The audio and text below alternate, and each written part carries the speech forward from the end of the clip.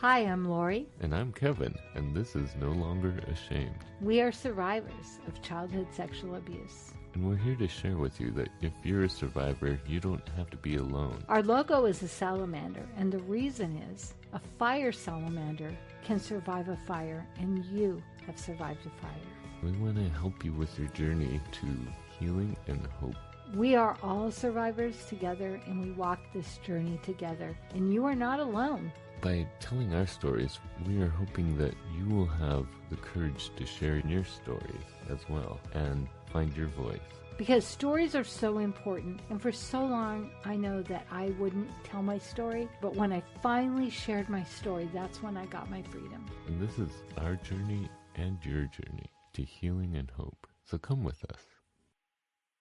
Our guest tonight is Peggy Ray, and I'm so excited because I met Peggy many moons ago when we were both working for Lutheran Community Services, and she had started a family resource center. But even before that, when the OSO slides hit, do you remember that, Kevin?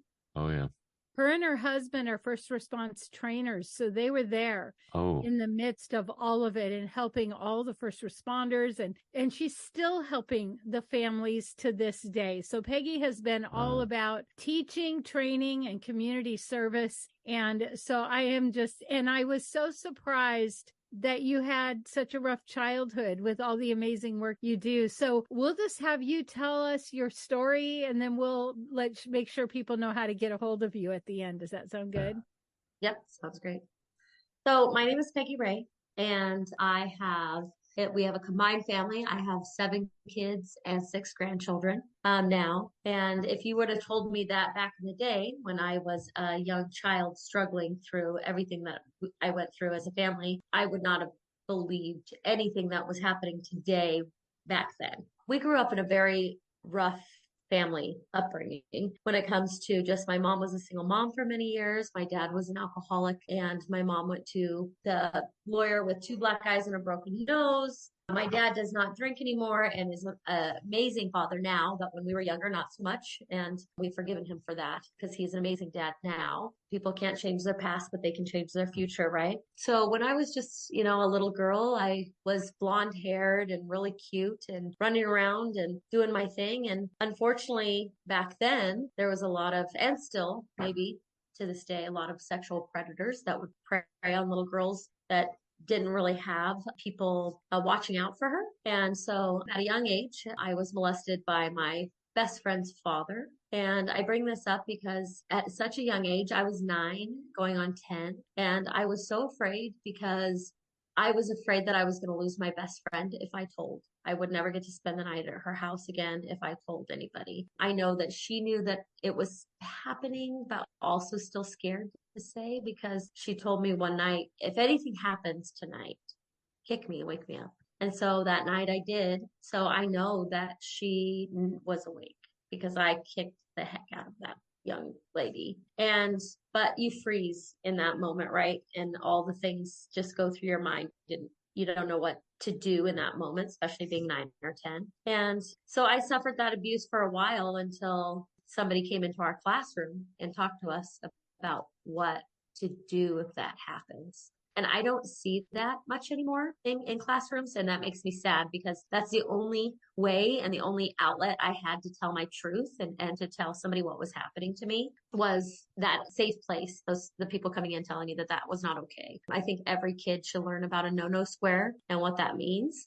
I think that's super important because I didn't know. And I was just so scared. And I was scared because I thought that, I'm a young girl, he's an adult man, and who are they going to believe, right? So when I finally did tell, my stepfather at the time was also a sexual predator, unfortunately. So he went over there apparently and told the guy, to leave me alone or he was going to call the police, but nothing really happened. So that guy got to run around the complex that we were living in and just smile at me every time he's seen me. It was pretty disgusting, but we moved away and my stepfather was abusing my sister at a very young age and she ran away from home. And when she ran away from home, my mother divorced my stepdad and I thought we were all clear and safe. But unfortunately, a couple of years passed and my mom took him back. So my mom brought him back into our lives, and then he started coming for me. And so once I finally was able to tell somebody, my mom left him again, and we were out on our own again. So comes back to Lake Elsinore, California. We moved to Lake Elsinore to be towards family. I, got in my high school. I was a cheerleader, freshman year of cheerleading and drama, choir. Thought everything was going great. Came home one day to my mom saying, "Hey, we lost the house and I'm going to move to my friend's house that you can be 55 or older to live there, but nobody younger." So I kind of just looked at her with a blank stare on my face and said, "So what about me? Where am I going to go?" And she said, "Well, don't you have a place that you can go stay the night, like at a friend's house?" And so from there on out, I went to school every day and I would ask friends saying, "Hey, Lori, would your parents mind if I spent the night tonight?" And sometimes I got to sleep on people's couches. Sometimes I got to sleep at girlfriends' houses. Other times I slept in the car with my boyfriend, or at the time we would sleep at his house when his parents would allow it. So at that point I became homeless. I really thought my life didn't matter. And so when everything felt so hopeless, I actually went home and I took a knife to my stomach and I tried to complete suicide. I just thought that if the world would be a better place if I wasn't here. Like I wouldn't struggle, and nobody would have to worry about me. Nobody would have to, house me and be concerned about me. But it took a teacher to really show me that my life mattered and that she's seen me, because I felt not seen at all. Like nobody cared if I lived or died. Thank God that I did not complete suicide. The knife did not go in as far as at that time I was hoping, and thank God that it didn't, right? Because now today I help people that have suicidal thoughts, and I will deploy to wherever they are to help them, walk them through it. Because as I am older now, I realize that suicide is not about ending your life. It's about ending the pain that you're going through and helping people through that and helping them understand that your DNA does not define your future. And I could be angry about every time. And it wasn't just, I gave you guys one example of my life of a man touching me, but it was my whole life. Every time I turned around, there was a man trying to touch me, show me their privates, all the things. I babysat for a gentleman. He and I would come early morning, and he would take me from his daughter's bed to his bed and tried to get me to do stuff with him. And when I wouldn't and refused, he tried to offer me money for like hush money. And I didn't take it. I was 10 years old at the time. 10. I didn't know what was really happening and why he was offering me this money, but I knew that I could not take this money. And then I never babysat for his kids again, which was really sad because I was really close to those kids and they were close to me. So I just feel like telling my story is super powerful, because I know I'm not alone out there. I know I'm not the first person to be sexually abused as a little girl and growing up and going through those traumas and not understanding. But I do know to this day that you have to move forward, and I can't be angry and upset and blame any of my problems on what happened back then, because I'm never going to get over them, but I'm going to move through that. So that is kind of like my story in a nutshell. I have now, 7 beautiful kids and 6 grandkids, and I did a lot of running in my adult life until I found my husband, Nathan. So anytime there was a problem, I just ran. And I think that I learned that from my mom, right? Anytime there was a problem, she also just packed us up and we ran. We've moved many, many, many, many times in our lives. And I said I was going to do better for my kids on that. And I didn't. I was a single mom for 10 years and I moved them around a lot. And I did differently from what my parents did. And I wish I could turn back time and fix that for my children. But I know now that they're going to go forward and do differently than I did also. So there's so many things I want to touch on. First of all, what is a no-no square? Yeah, I was wondering that. So a no-no square is the top of your breast line to your thigh area. And so that is a no-no square. And that's something that you can teach a child, that is your no-no square. So that is a place where if somebody's touching you there, that you need to tell an adult, and that you need to tell someone right away. Even if they say, they will threaten a young child, they don't know. I was threatened that nobody would believe me.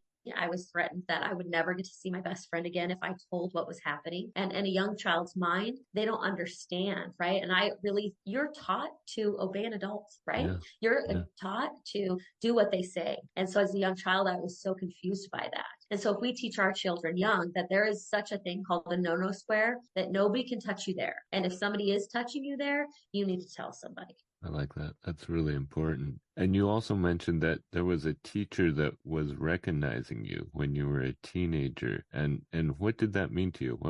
What did that look like at that time? Was that when you were being suicidal?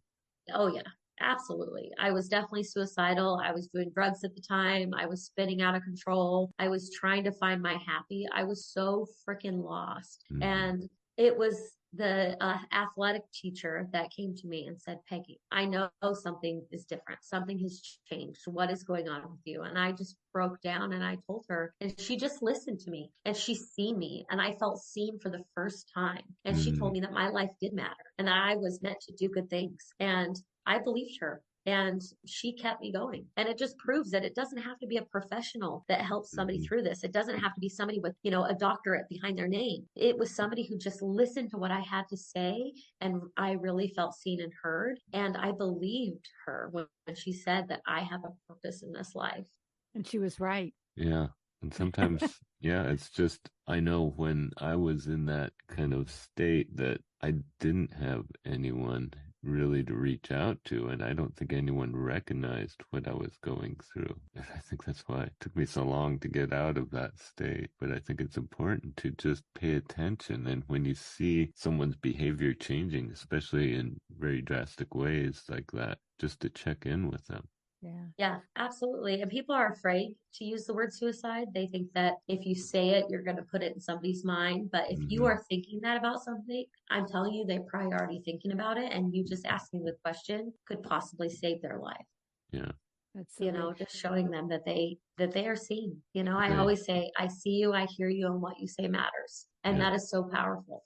One thing that we've really noticed is when kids are abused by a family member, anyone as a child, it sets them up to be vulnerable. And so when you said every time I turned around, it's like because of that, you were more vulnerable to all of these predator neighbors and men that, you were babysitting for. And, the biggest thing is that we always say is it's not your fault. But when you're a kid, you can't sort all of that out. And I think what's really hard is that when people then recognize and they get the help, they have a lot of guilt because they thought maybe they brought it on. Can you talk about that? Right.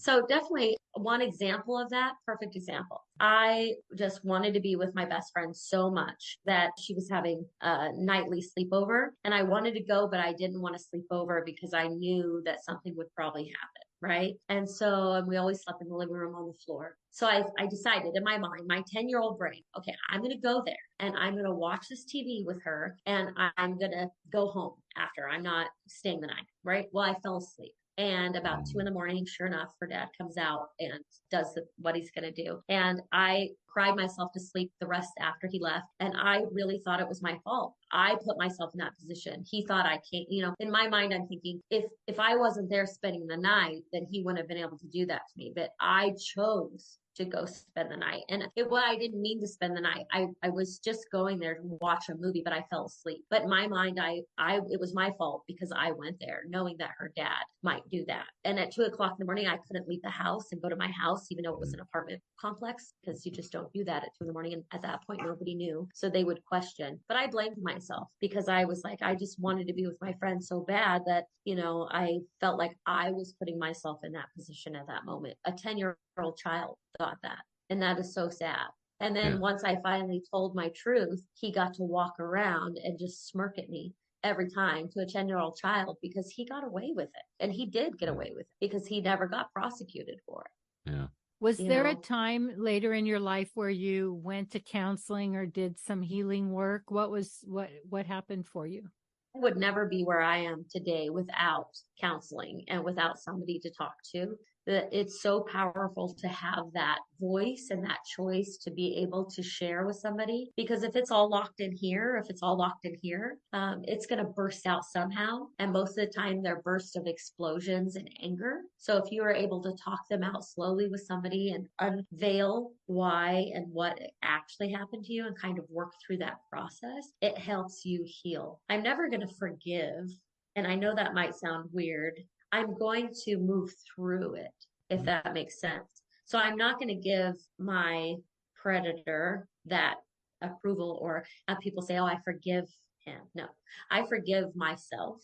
I forgive and give grace to myself for wanting to be with my friend and know that I did the best I could in the situation as a 10-year-old child to move forward through that. And I'm not going to let him control me with that anger. I'm going to be able to let go of that anger. And I was able to let go of that anger through talking it out and understanding and realizing how important it was to have therapy regarding those issues. Mm-hmm. Yeah, we often hear that sometimes when you go to counseling, you don't really have the words of what happened because there's that child part of you that doesn't really know how to explain it. So when you go to therapy, you're able to get the words. And like our friend Julie, who was trafficked, she didn't understand she was trafficked. She thought she was in domestic violence. And when she finally was able to go to counseling, she got the words, which then helped her heal even more because validation. And again, as a kid, I love how you said your 10-year-old brain had figured it out. But when, as an adult, you look at a 10-year-old, oh my goodness, you know? Yeah. Often as children, we think there's something wrong with us, and that's why we're targeted, that there's something wrong with us, there's something bad about us, or there's a reason that we're targeted and that it's our fault. It's something wrong with us. And then as we become adults and we go to therapy and we understand what was happening, you realize you're being targeted because you were vulnerable and you were a child. Right. Mm-hmm. Yeah, absolutely. Absolutely. There was definitely vulnerabilities there and opportunity there. And we just have to just move forward with it. And, you know, that piece of it has made me who I am today. Not saying that I would go back and go through that all over again if I had the opportunity, but it has given me that sense of hope for other people that I can go now tell my story, share my story, and help other people through what they're going through and get them connected into counseling and let them know that it's okay to have that counseling. That doesn't make you less than. I struggled my whole life because of this, feeling less than. I felt so less than for so many years of my life that I decided that it was time no more to feel less than and that I am a good person. I've done amazing things. I'm going to do amazing things continuing. And there's always going to be that person that wants to just shove your head down under the water. And I'm just not going to let that happen anymore. Like I know my worth. And had I completed suicide when I was 14, you know, none of my kids would have existed. My grandkids would have existed. And it's not about ending your life. It truly is about ending your pain. And people just don't realize that. Yeah. What was your turning point? Like what happened when you recognized that you could use this to help other people? I think when the first time somebody reached out to me when they were suicidal and I was able to talk them through it and talk them down. And they came to me and said, and I shared this with you, Lori, they came to me and said, you know, Peggy, you saved my life. And I said, you know, I didn't save your life. You did that. You did that work. I was just holding on to it for you for a while. But when you can help somebody through their trauma and recognize and sit with somebody who's been sexually abused or sit with a child who's just not understanding what's going on and kind of talk them through that. I don't know what age was a turning point for me. I think probably around 18 years old, I knew that I was meant to do something more and I was meant to help people. And so for me, that's just been my goal. I wear hope on my wrist because that's what we have. That's what we can hang on to is hope. Hope that we know that this may be a tough time right now and it seems so unbearable. But tomorrow is a new day. We get to start our days over. Every day is a new day, a new beginning, a new chapter. Close the door from yesterday and walk forward into today. And some people just helping them see that is, you don't have to end your life. We just need to change those circumstances. So a couple things I want to bring up. One is I had mentioned Oso, and because this is national, Oso was a tremendous mountain slide that killed many, many people. And my nephew, his nephew was also killed. He was the last one brought out, Denver. And my nephew was a firefighter and they called him so he could carry him out. And so I had met Peggy after this, and the people I worked with said, you got to meet Peggy. You got to meet Peggy. And because she had done so much work there and also opened a resource center. And the one thing that her and I really connect on is when people want to help people, they often are really bad at it. So what I love about Peggy is she knows how to help people with respect. So can you just talk about that? Because I think it would help people understand the difference between fixing and actually helping and supporting. Right. Most of us want to be fixers, right? So when somebody's telling you there's a problem, right away, your brain almost shifts and you stop listening to what they're saying in the moment, because now you're thinking about how much or what you can do to fix their problem, right? So you're going through that brain. So you're missing probably about 50% of what they're saying, honestly, because you're already trying to come up with a solution. So I tell people that, please stop doing that.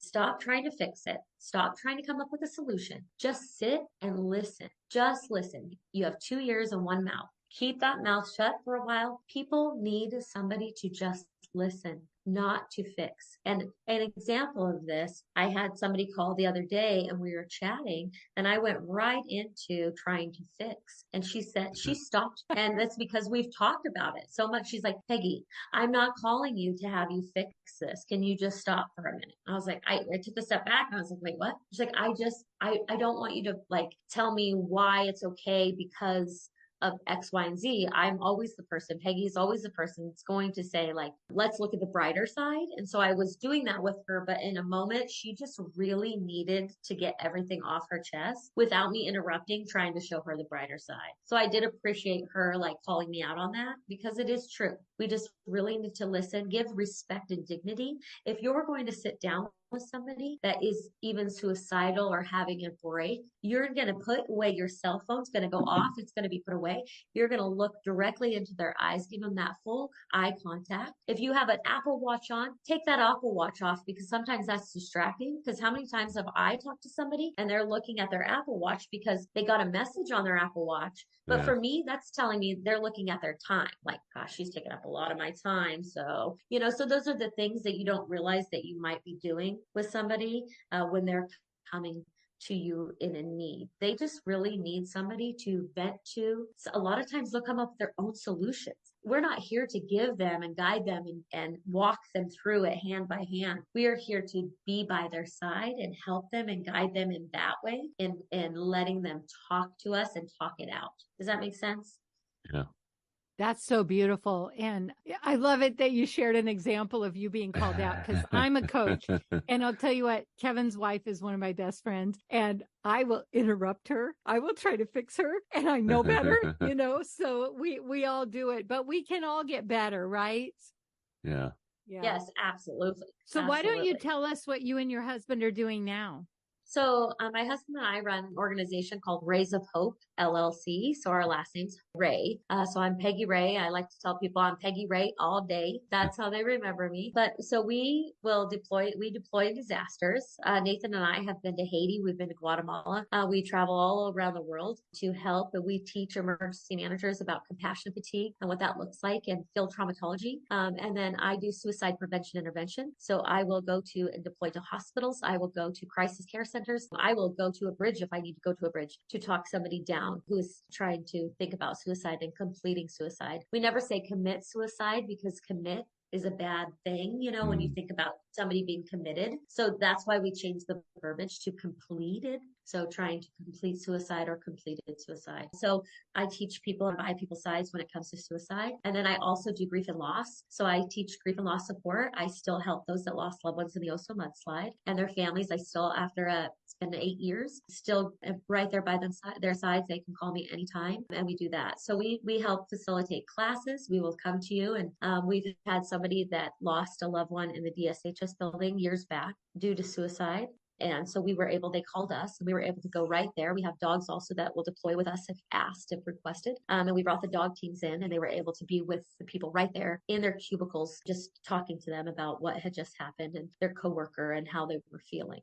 Wow. So a lot of what you do is free. You just, go and it's a business. It's not really a nonprofit. So if people want to support you or help out, what can they do? How can they be a part of it or volunteer or what is available for people to help you?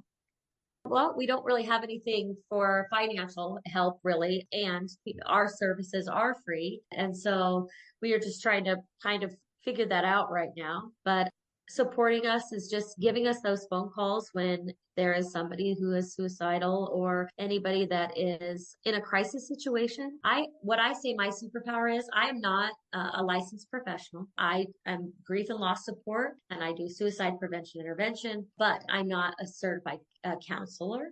So my superpower is listening and connecting people. So if I will connect you into the right resources. If you are homeless, I will connect you into housing with a housing navigator. And that is your choice if you want to be with a housing navigator or if you don't.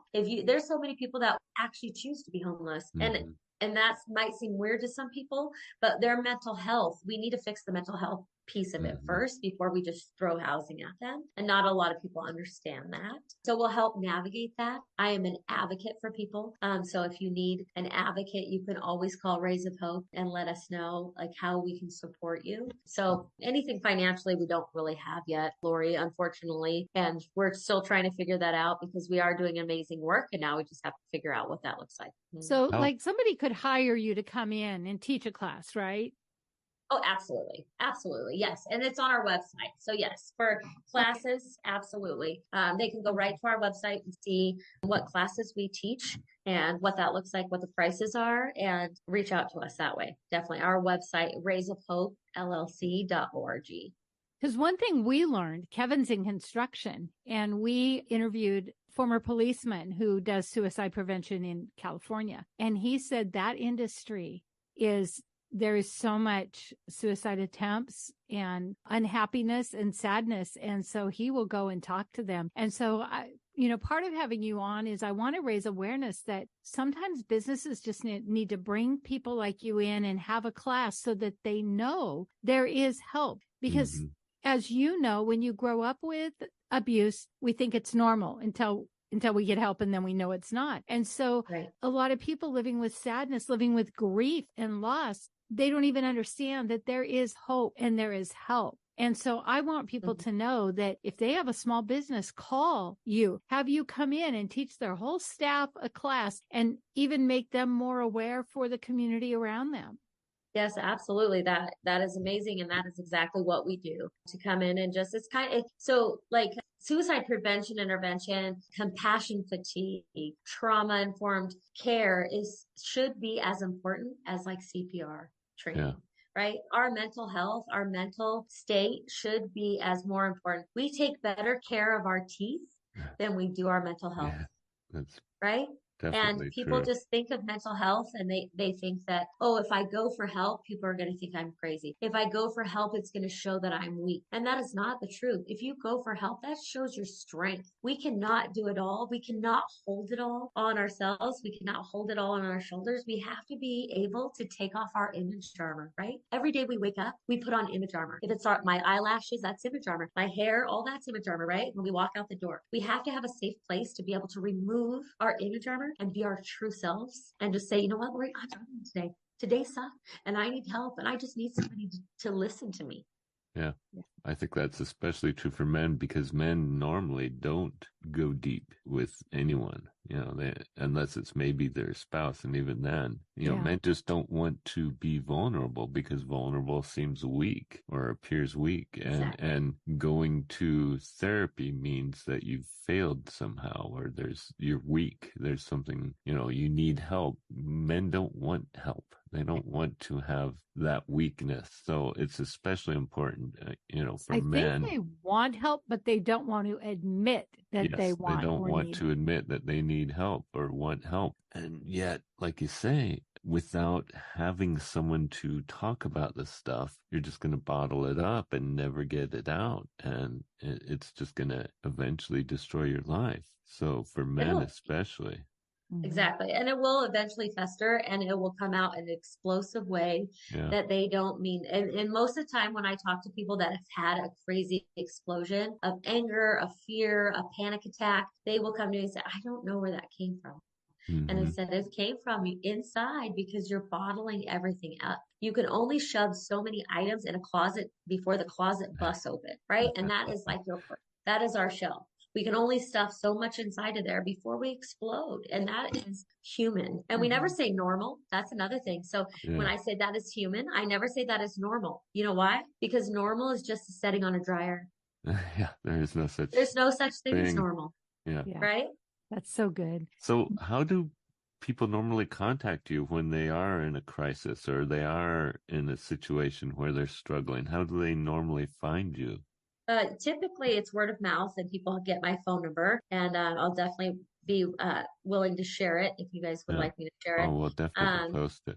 Yeah. So they definitely will call my phone. Some people will text, happy to text. Some people actually was able to help a young man that had suicidal thoughts through Facebook Messenger. We talked all night. It was like till 4 a.m. And, I look at him now, and that was several years ago. And now he has a child, he's married. And I'm just like, oh, man.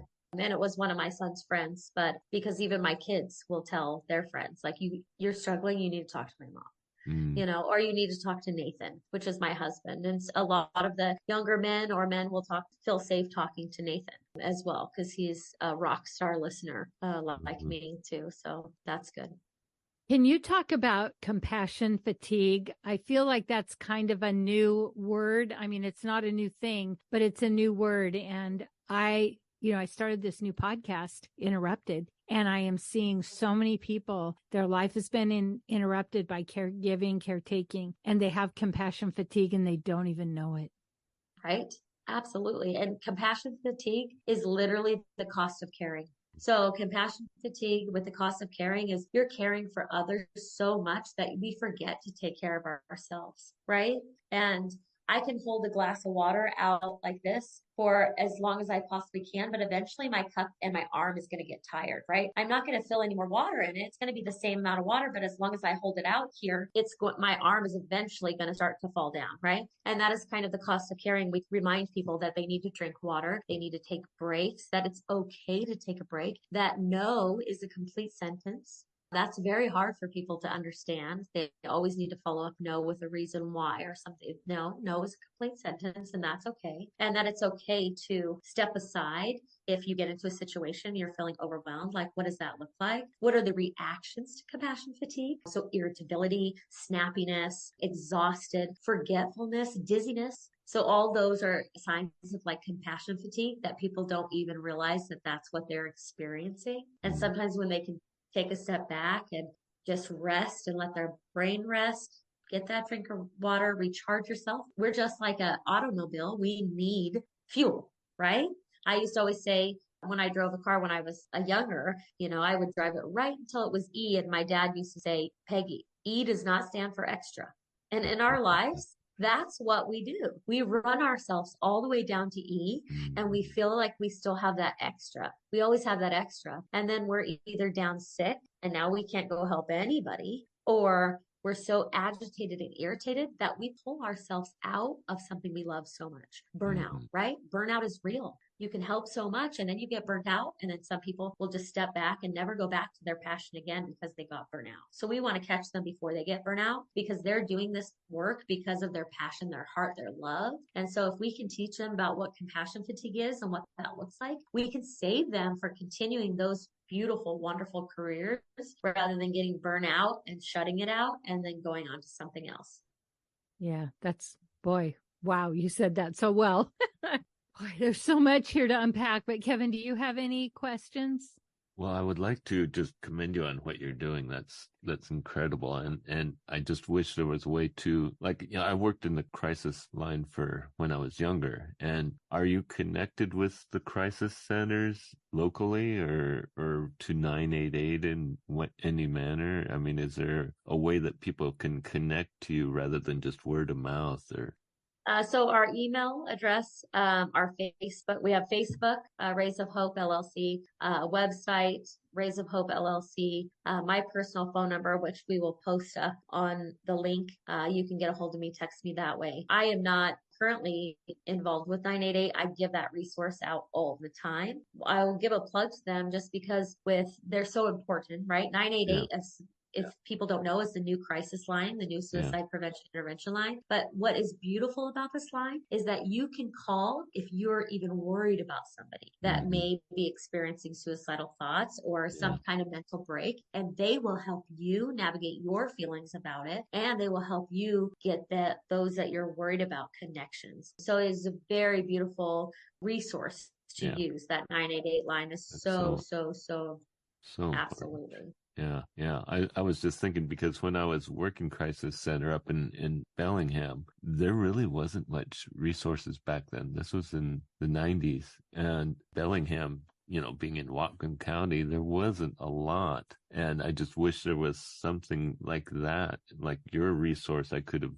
given out to people. I mean, I ended up talking to them, but aside from just being like you, listening and wanting to help them, there just wasn't a lot out there other than trying to recommend them to find professional help and giving them resources to try and do that.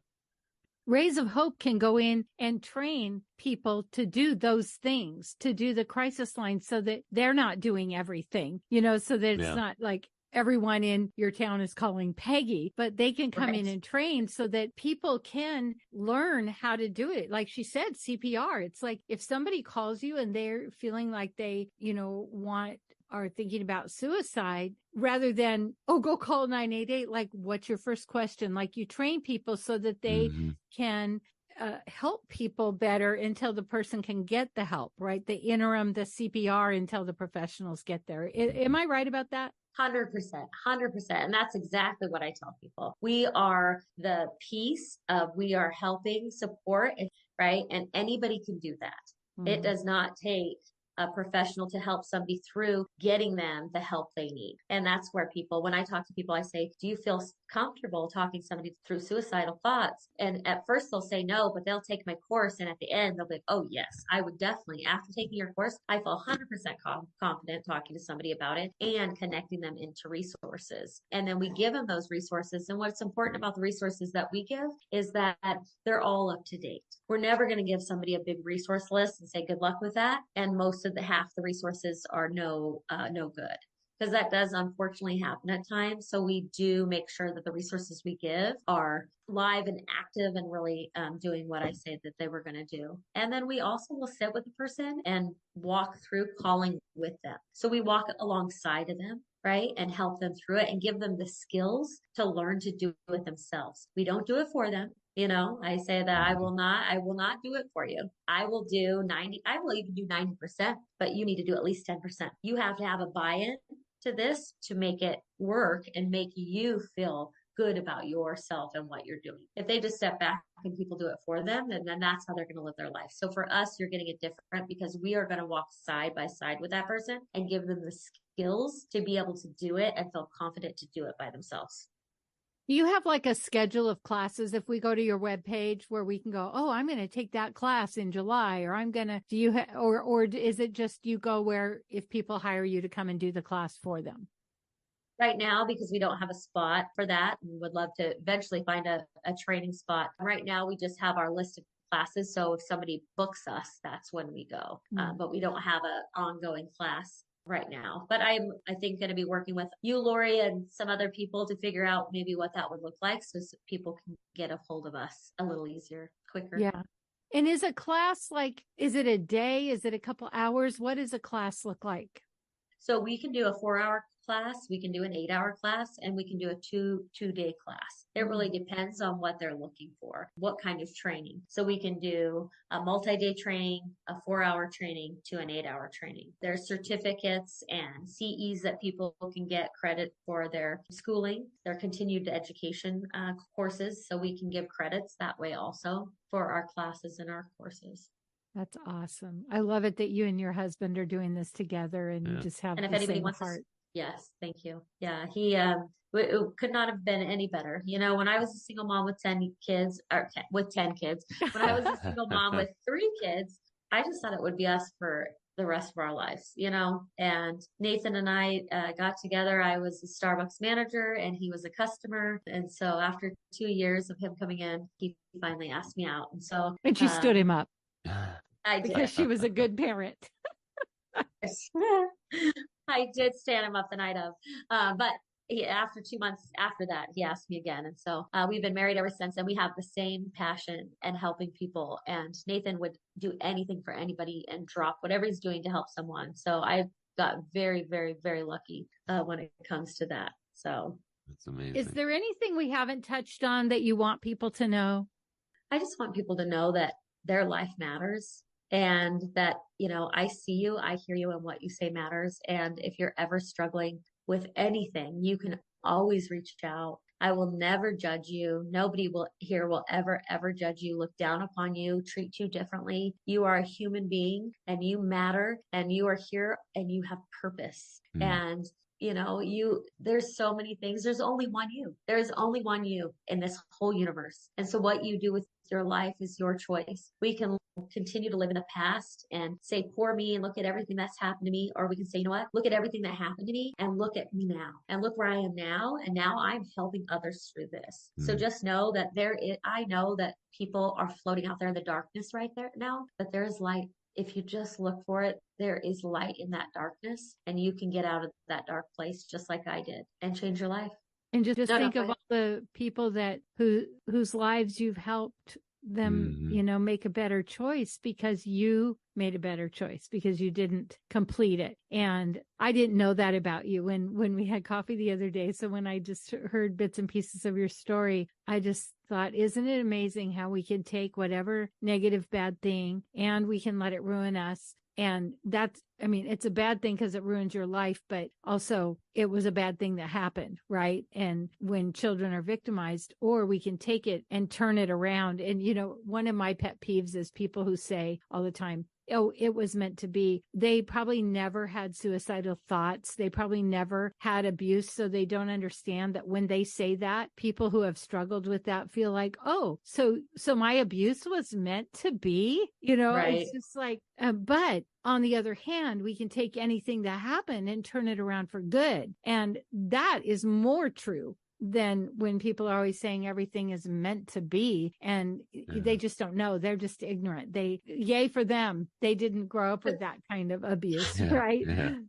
But, yes, absolutely. And, people look at different people a certain way, depending on how they dress, how they act. I always told my staff, no matter what, all my career have ended up being a manager for something. And I've always told my staff, you dress the part you want, not the part you are. And so I have my image armor. I dress a certain way, the way I want my look to be. And so nobody would look at me and probably think that I ever struggled with suicidal thoughts and that I ever tried to complete suicide. And it doesn't stop.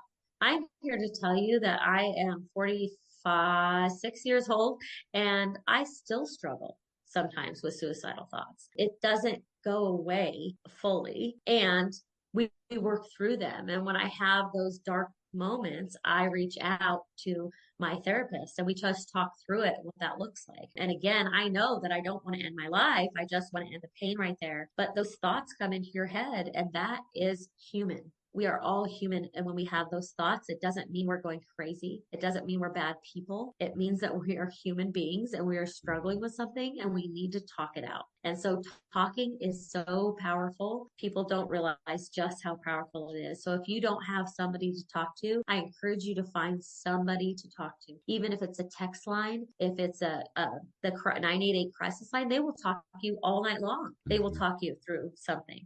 So just reach out for help when you're in the dark place, because it is a very lonely place to be. I always tell people the feeling alone feels so alone, if that makes sense. It feels lonely, and we need people to talk to. We need that human connection, and for people to kind of understand what we're going through and accept us as who we are and not judge us and make us feel less than. Mm-hmm. Yeah. I love it that you say those thoughts don't necessarily go away, but you learn how to manage them, because I think there is kind of sometimes people think, well, I went to a counselor, I should be good and healed, but that it is always a process and there are things that are going to set us back. But as we go, we learn, we get the tools. And like you said, we reach out, we ask for help, we don't isolate. And so I love it that you brought that up. I think that's so powerful. Yeah, it's a continuous process. I mean, Yes, our whole life is a process. Mm-hmm. So Peggy, where can we reach you again? Rays of Hope? So raysofhopellc.org. You can reach me on my personal cell, 425-244-2387, 24 hours a day. You can call, text that number, leave a message. I'll call you back. And then Facebook, Rays of Hope LLC. You can connect with me, Peggy Ray, on Facebook, and or Nathan Ray, also nathanray.org at Rays of Hope. Awesome. So that's it for today. We are going to have a prayer time if you want to stick with us. If not, we believe in you. We want to hear from you. We want to hear your stories. If you like this podcast, please rate and review, because that's how other people can find us. And we really want to spread this message.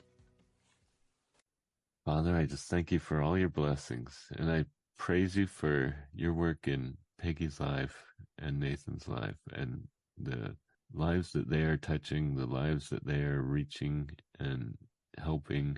And I just pray that you would continue to bless them and bless those that they are helping. And I just pray that more people would be aware and more people would be learning from them and be able to take the course and learn how to help, how to be there when someone's in crisis. And I pray that you would also be there in those times of crisis, and that those people would not feel completely alone, that they would know that your presence is with them as well. And Lord, I just want to thank you that you have given Peggy such a purpose in her life, and that I pray that it would continue to spread and help, and that, like CPR, this would be something that we would learn and know how to handle in this situation, that we would be ready for that time. And I just pray that that would continue. In your name I pray. Father, I'm so grateful for Peggy, that I had the opportunity to meet her so long ago, and that she chose life, and because of that, she is, helping people choose life. And Lord, we always tell people to get help, to ask people, to tell their story, and it's so great that somebody's out there training people on how, if somebody shares their story, all the good things to say. We learned so much tonight about normal, about completing suicide, about the things that we think or say that can really be harmful. And Kevin and I always say, if you can't say anything, just say, I believe you. Yeah. And so thank you that Peggy is doing the work and training the people. And I just pray that people hearing today will reach out and get that help and get that training and make a difference in their own business, in their own clubs, in their own community, because it is so important. And we're seeing so much despair right now. And so the more non-professionals that know how to help to get until someone can get to professional, the better. And so I just thank you. I pray that you will spread this word, that people will hear this and want to learn and get the training. And I just thank you so much for the good work her and her husband are doing. And I just thank you for Rays of Hope, in your son's name. Amen. Amen.